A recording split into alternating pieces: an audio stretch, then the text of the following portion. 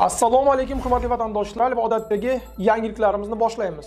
Boshlashdan oldin katta iltimos, meni ko'rayotgan bo'lsangiz, podpiskani bosinglar. Podpiska bizning kanalimizga rivojlanishiga juda ham yordam beradi. Iltimos, shuni bosib qo'yinglar. Moskva hamda Moskva oblasti va Sankt-Peterburgdagi hamyurtlarimizga 10 yillik stajiga ega ishonchli dokument xizmatlarini taklif qilamiz. Registratsiya va uni продление qilish, трудовой договор, уведомление, spravkalar, проверка bazalar xizmatlari mavjud. Muhim eslatma, Amina ilovasi to'liq ishlamaganligi sababli registratsiya qilmaganlar zudlik bilan ushbu xizmatdan foydalaning.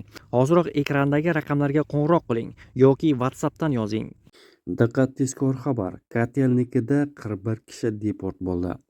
Assalomu alaykum qadrli mehmon, videodan to'liq xabardor bo'lish uchun videoga like va podpisatsiya tugmalarini bosib qo'ying. Tergov qo'mitasi va Ichki ishlar vazirligi xodimlari Kotelnikida shahar okrugida xorijiy fuqarolarning noqonuniy yashashi bo'yicha jinoiy tergov doirasida reyd o'tkazdi. Lyubersida Rossiya Tergov qo'mitasi tergovchilar, politsiya va harbiy komissarlik bilan birgalikda chet el fuqarolarining noqonuniy bo'lishi bilan bog'liq ish bo'yicha qurilish maydonchasida reyd o'tkazdi. Ularning ish va yashash joylari tekshirildi. Markaziy Osiyo respublikalarining 145 fuqarosini tekshirish natijasida 41 kishi Rossiyada yashash qoidalarini buzganligi aniqlandi. Ushbu shaxslarga nisbatan ma'muriy qoidabuzarliklar to'g'risidagi bayonnomalar tuzildi va ular endi deportatsiya qilinadi. Rossiya Federatsiyasi musulmonlari diniy boshqarmasining ulamolar kengashi yetkazib berish va logistika xodimlari to'g'risidagi yangi farmonni chiqarib, islom dini qoidalariga muvofiq so'yilmagan hayvonlar go'shtini yetkazib berishni taqiqladi. Bu haqda idoraning matbuot xizmati xabar berdi. Musulmonlar diniy boshqarmasi tomonidan chiqarilgan fatvoga ko'ra, kuryerlarga spirtli ichimliklar, cho'chqa go'shti, shariat qoidalariga muvofiq so'yilmagan har qanday hayvonning go'shti, butlar va qimor o'yinlari bilan bog'liq mahsulotlarni yetkazib berish taqiqlanadi. Yangi qoidalarga ko'ra, agar bunday tovarlar yo'q qilish uchun yetkazib berilsa va kuryer paketda nima borligini bilmagan bo'lsa, bu xato hisoblanmaydi. Yetkazib berishga ruxsat etilgan tovarlar ro'yxatiga oziq-ovqat mahsulotlari, halol usulda so'yilgan hayvonlarning go'shti, don, sariyog', sut, mevalar, sabzavotlar va boshqa maishiy tovarlar, jumladan kiyim-kechak, mebel, idish-tovoq, qurilish materiallari, kitoblar, dori-darmonlar va tibbiy asboblar kiritilgan. Shuningdek, olib kelayotgan buyurtma ichida ruxsat etilgan buyumlarning bir qismi taqiqlangan mahsulot bo'lsa, halollash uchun daromadning bir qismini xayriya qilish tavsiya etilgan. Agar buyurtmaning tarkibini bilish iloji bo'lmasa, yetkazib berishning o'zi nomaqbul harakat hisoblanmaydi.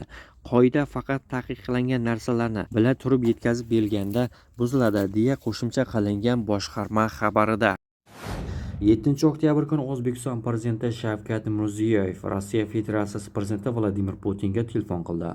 Bu haqda O'zbekiston rahbariyatining matbuot xizmati xabar berdi.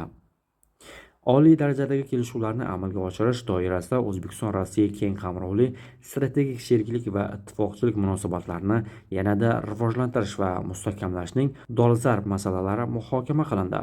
O'zaro tovar ayirboshlash va ko'rsatkichlarning o'sish sur'atini davom ettirish, yetakchi korxona va kompaniyalarning sanoat, energetika, qishloq xo'jaligi va boshqa ustuvor yo'nalishlardagi kooperatsiya loyihalarini ilgari surish, ikki mamlakat hududlarining ishbilarmonlik aloqalarini kengaytirishga alohida e'tibor qaratildi. Faol madaniy-gumanitar almashinuvlar davom etayotgani katta mamnuniyat bilan qayd etildi. Tomonlar xalqaro va mintaqaviy ahamiyatga molik dolzarb masalalar yuzasidan ham fikr almashdi. Bo'lajak tadbirlar rejasini muhokama qildi. Inson huquqlari bo'yicha O'zbekiston Milliy markazida MDH yagona mehnat bozorini shakllantirish doirasida migratsiya siyosatini shakllantirish mavzusida davra suhbati o'tkazildi. Tadbir Rossiya prezidenti maslahatchisi, fuqarolik jamiyatini rivojlantirish va inson huquqlari bo'yicha kengash raisi Valeriy Fadеев boshchiligida delegatsiya tashrifi doirasida tashkil etildi. Davra suhbati Milliy markaz tomonidan Tashqi ishlar vazirligi, Migratsiya agentligi, shuningdek, Rossiya prezidenti huzuridagi kengash va Peterburg muloqoti forumi hamkorligida amalga oshirildi. Migratsiya agentligi direktori Bekzod Musayev O'zbekiston hukumati Rossiya idoralariga ushbu mamlakatda ishlashni istovchi fuqarolar uchun Toshkentda maxsus tayyorgarlik markazi ochish taklifini berganligini ma'lum qildi. Biz bir necha bor migratsiyaga tayyorgarlik ochish uchun ko'p tarmoqli markaz tashkil etish taklifini berganmiz. Bu amaliyot pandemiya davrida sinovdan o'tkazilgan. Hozir barcha tuzilmalar buni amalga oshirishga tayyor, dedi Musayev.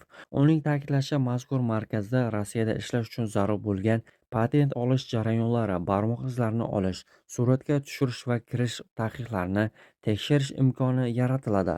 Bu nafaqat hujjat rasmiylashtirishni, balki ishga chiqishdan oldingi tayyorgarlikni ham qamrab oladi.